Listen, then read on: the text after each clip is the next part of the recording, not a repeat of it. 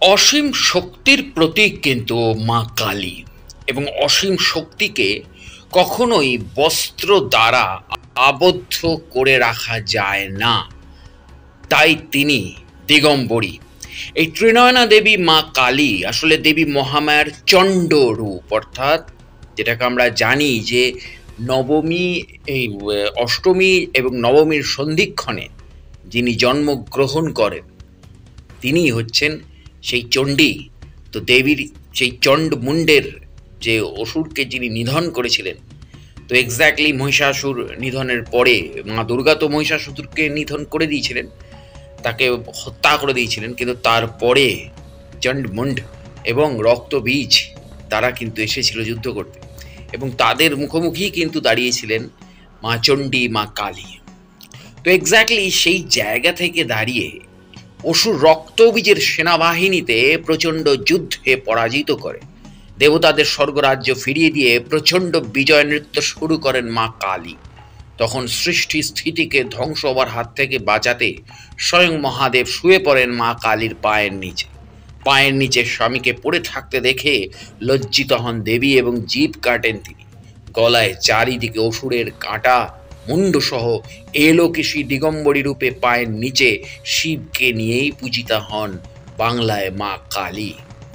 এটাই ছিল আমাদের ছোটবেলার কাহিনী, যেটা আমি আগের ভিডিওর একদম শুরুতে বলেছিলাম। তো এবার এটারও একটা ব্যাখ্যা রয়েছে। এই কাহিনী যে পুরোপুরি অসত্য তা তো নয়, কারণ আমি আগের ভিডিওতে জানিয়েছিলাম যে এই কাহিনী পুরোটা সত্য নয়, তার ব্যাখ্যা কী ছিল। আবার এই কাহিনীর সত্যাসত্যটা কি, এটার পেছনে কি সত্য লুকিয়ে রয়েছে সেটা আসুন জেনে নিই। তো হিন্দু শাস্ত্রে আমাদের ব্রহ্মকেই একমাত্র সত্য বলে মনে করা হয়, এটা আমরা জানি, এবং এই ব্রহ্মর সাথে সমস্ত কিছু কানেক্ট থাকে বলে হিন্দু ধর্মের সমস্ত কিছু 108 ওরিয়েন্টেড হয়। 108 পদ্ম, 108 জবা, 108 তুলসী পাতা, 108 সব 108 নাম, এভরিথিং 108। এবং এই 108 কেন বলা হয়, তার সাথে ব্রহ্ম কোথায় লিঙ্ক থাকে, এটার ভিডিও আলাদা করে আমার বানানো আছে আমার পেজে এবং আমার চ্যানেলগুলোতে, দেখে নেবেন।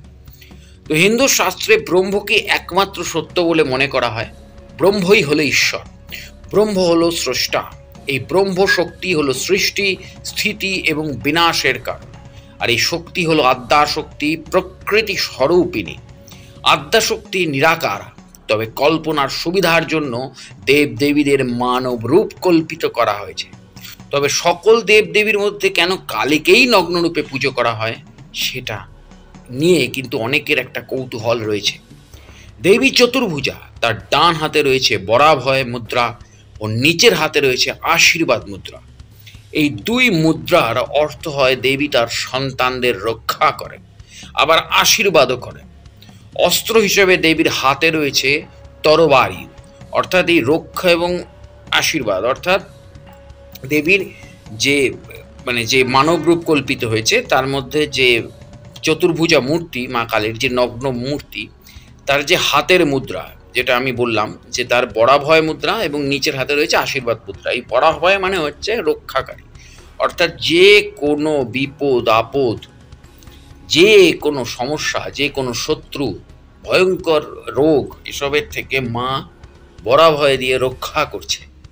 এবং শুধু রক্ষা করছে না, তিনি ভক্তকে তার নিচের যে হাত, সেই হাত দ্বারা আশীর্বাদও প্রদান করছে যে এরপরে তুমি সঠিকভাবে চলবে এবং সফল হবে এবং তুমি জীবিত থাকবে, বা যেভাবেই হোক। তো এর পরে আসে অস্ত্র হিসেবে দেবীর কাছে রয়েছে তরবারি। এর অর্থ দুষ্টের দমন, শিষ্টের পালন। দেবী যেমন রণমূর্তি ধারণ করতে পারেন, আবার তিনি সন্তানের রক্ষার্থে মমতাময়ী মাও হতে পারেন। তো এক্স্যাক্টলি এখানে যে তরবারি, তো সেই জায়গাটার অর্থ আমি বলেই দিলাম যে শত্রু নিধন করছেন, দুষ্টের দমন এবং শিষ্টের পালন, ভক্তকে রক্ষা করছেন, এবং তার সাথে সাথে তিনি কিন্তু মা হিসেবেও রক্ষা করছেন ভক্তকে। দেবীর কেশ বৈরাগ্যের প্রতীক। দেবীর বর্ণ কখনো কালো, কখনো বা নীল। দেবীর ত্রিনয়ন বিশ্বব্রহ্মাণ্ডের পাপ বিনাশকারী। পুরাণ তন্ত্র মতে কালীর বিভিন্ন রূপের বর্ণনা পাওয়া যায়, যেমন দক্ষিণা কালী, ভদ্রকালী, সিদ্ধ কালী, গুহ্য কালী, শ্মশান কালী, মহাকালী, রক্ষা কালী ইত্যাদি। আবার বিভিন্ন মন্দিরে ব্রহ্মময়ী, ভবতারিণী, আনন্দময়ী, করুণাময়ী ইত্যাদি নামে কালী প্রতিমা পূজিত হন। এইসব রূপের মধ্যে দক্ষিণা কালীর বিগ্রহই সর্বাধিক পরিচিত ও পূজিত। অর্থাৎ এই যে মূর্তিগুলো, এই মূর্তিগুলোর আলাদা করে ব্যাখ্যা আমি নিয়ে আসছি, অবশ্যই পরপর সিরিজে আমি নিয়ে আসব।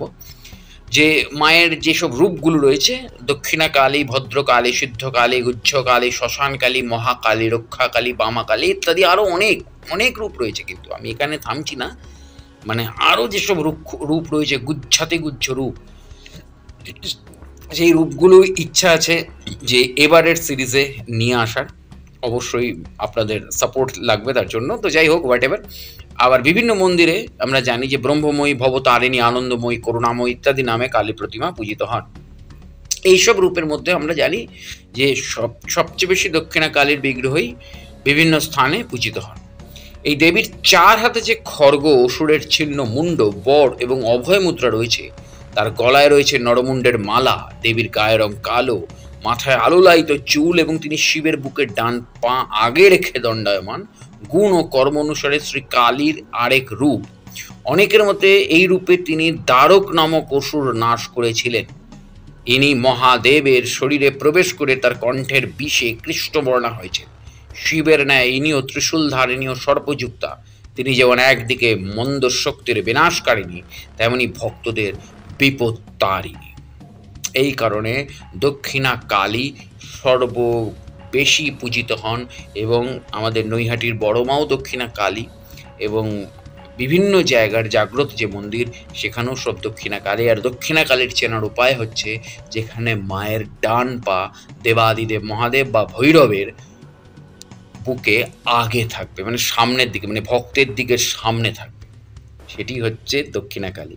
মানে ভক্তের দিকে কিন্তু মায়ের ডান দিকের ডান পা, মায়ের ডান পা যেখানে দেবাদিদেব মহাদেবের বুকের উপরে থাকবে, অর্থাৎ ভক্তের দিক থেকে বাম দিক, সেটি হচ্ছে দক্ষিণা কালী।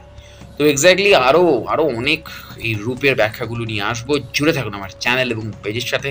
দেখা হচ্ছে পরের ভিডিওতে। নমস্কার।